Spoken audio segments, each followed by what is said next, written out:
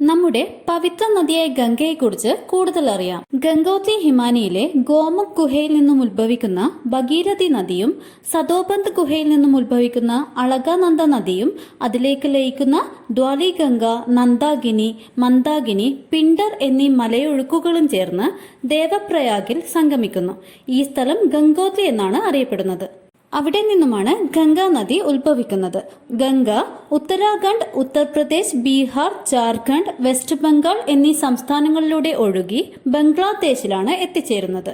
പശ്ചിമ ബംഗാളിലെ ഫറാക്ക പിന്നിട്ട് 2 കൈവഴികളിലായി പിരിഞ്ഞ് ഹൂഗ്ലി എന്ന പേരിൽ പശ്ചിമ ബംഗാളിലൂടെയും പത്മ എന്ന പേരിൽ ബംഗ്ലാദേശിലൂടെയും ഒഴുകി ബംഗാൾ ഉൾക്കടലിൽ ലോകത്തിലെ ഏറ്റവും വലിയ ഡെൽറ്റയായ സുന്ദർബൻ ഡെൽറ്റ ഫോം ചെയ്യുന്നു.